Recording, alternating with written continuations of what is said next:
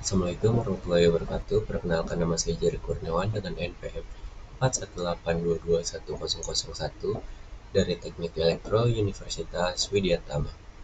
Nah, di sini saya akan membahas manajemen kontrak, yaitu salah satu tugas dari matkul manajemen kontrak, yang dimana manajemen kontrak itu adalah proses pengolahan hubungan hukum dalam proyek konstruksi. Nah, tujuannya itu untuk memastikan proyek bekerja dengan lancar sesuai dengan rencana, menghindari sengketa dan pengoptimalan efisiensi anggaran.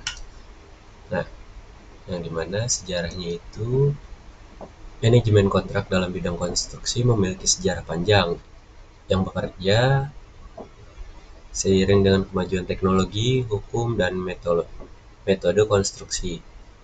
Kontrak konstruksi sendiri menjadi dasar dalam mengatur hubungan antara pemilik proyek, kontraktor, subkontraktor, dan pihak-pihak lain untuk memastikan proyek tetap berjalan. Nah, ada 3 era, yang dimana era kuno, era abad pertengahan. Dua. Nah, yang dimana era kuno itu sebelum Masehi, yakni Mesir kuno, Yunani, dan Romawi. Ada 3 poin di situ. Konstruksi bangunan besar seperti piramida, kuil, dan stadion dilakukan dengan sistem perbudakan dan tenaga kerja upah. Yang kedua, tidak ada kontrak tertulis dalam bentuk modern, tetapi terdapat perjanjian lisan antara penguasa dan pekerja. Yang ketiga, bukti awal tentang sistem perjanjian kerja ditemukan dalam catatan bangsa Mesir dan Romawi, serta mencatat pembayaran tenaga kerja untuk membangun infrastruktur. Yang kedua, abad pertengahan 500 sampai 1500 Masehi, yakni pembangunan katedral, benteng, dan jalan raya di Eropa didukung oleh sistem guild, yaitu serikat pekerja. Yang kedua, kontrak kerja mulai ditulis secara sederhana untuk mengatur sistem kerja dan para tukang batu, tukang kayu, dan arsitek. Poin yang ketiga yaitu feodalisme masih dominan sehingga banyak proyek yang dikerjakan oleh pekerja yang terkait dengan tuan tanah atau kerajaan. Nah, kita lanjut ke slide berikutnya, yaitu dasar hukum kontrak konstruksi. Apa itu dasar hukum kontrak konstruksi? Yaitu dalam aspek hukum, dalam kontrak konstruksi mencakup peraturan, perundang-undangan, regulasi, dan dokumen hukum yang mengatur hubungan antara pekerja dan para pihak dalam proyek konstruksi. Nah, di sini menurut Black Law Directionary, kontrak adalah perjanjian antara dua pihak atau lebih yang menciptakan kewajiban yang dapat ditegakkan oleh hukum. Nah, dalam kontrak industri ini, kontrak berfungsi sebagai alat hukum yang mengikat para pihak untuk melaksanakan proyek sesuai dengan ketentuan yang telah disepakati. Nah, poin kedua ini, menurut UU nomor 2 tahun 2017, yaitu tentang jasa konstruksi di Indonesia. Kontrak kerja menurut konstruksi adalah kesepakatan antara pengguna jasa dan penyedia jasa dalam pelaksanaan jasa konstruksi yang memuat hak dan kewajiban para pihak. Nah, Undang-Undang nomor 2 tahun 2017 ini tentang jasa konstruksi itu ada 3 poin, diantaranya mengatur penyelenggaraan jasa konstruksi di Indonesia, mewajibkan setiap penyedia jasa konstruksi memiliki sertifikat dan izin usaha. Yang ketiga, mengatur tentang hak dan kewajiban pengguna jasa serta penyedia jasa. Dan yang ketiga, poin ketiga, standar kontrak internasional seperti FIDIC dan IAE. Apa itu FIDIC?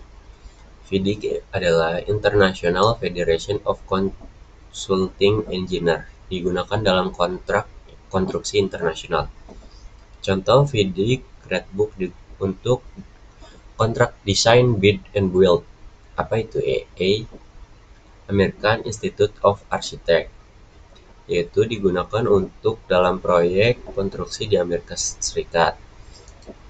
Lanjut slide berikutnya. Teori hukum dalam kontrak konstruksi, yaitu ada 3 poin, diantaranya teori kontrak sosial atau social contract theory, dari Jean-Jacques Rousseau adalah kontrak dalam konstruksi adalah perjanjian sosial yang mengikat para pihak dalam hubungan hukum yang adil. Yang kedua, teori perikatan obligation theory dari Friedrich Karl von Savin. Kontrak menciptakan hubungan hukum berupa perikatan yang mengikat para pihak untuk memenuhi kewajiban yang disepakati. Poin ketiga yaitu teori resiko risk theory dari Peter Drucker. Kontrak konstruksi harus mengatur pembagian risiko antara pemilik proyek dan kontraktor untuk mengurangi ketidakpastian hukum. Lanjut, manajemen kontrak dalam konstruksi, yaitu teori manajemen proyek atau Project Manager Theory (PMI).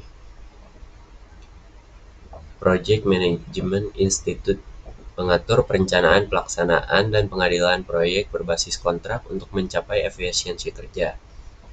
Yang kedua, teori agensi, yang dimana hubungan antar proyek, partisipan, dan kontraktor yang merupakan agen harus diatur dengan baik dalam kontrak untuk mencegah moral hazard dan adverse selection. Teori yang ketiga, transaksi biaya, transaction cost theory, oleh Oliver Williamson pada tahun 1979, yaitu kontrak harus disusun secara efisien untuk mengurangi biaya transaksi dan resiko hukum yang tidak perlu. Nah, slide terakhir ini yaitu jenis kontrak konstruksi, yang dimana ada 4 teori, yaitu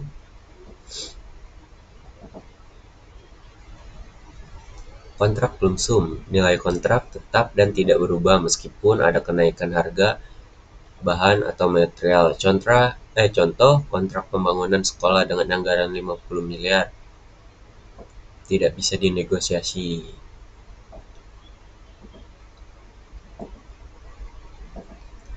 Yang kedua, kontrak harga satuan pembayaran berdasarkan volume pekerja yang telah selesai.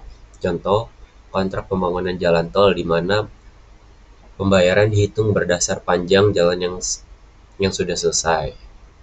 Yang ketiga, kontrak design and build. Kontraktor bertanggung jawab atas perancangan sekaligus pembangunan proyek. Contoh, pengembangan properti menyerahkan desain dan pembangunan hotel kepada satu kontraktor. Yang terakhir yaitu kontrak turnkey, yang dimana kontraktor ini mengerjakan proyek dari awal hingga siap digunakan oleh pemilik. Contoh, kontrak pembangunan pabrik di mana kontraktor menyerahkan pabrik yang siap beroperasi. Sekian dari saya. Wassalamualaikum warahmatullahi wabarakatuh. Bye-bye.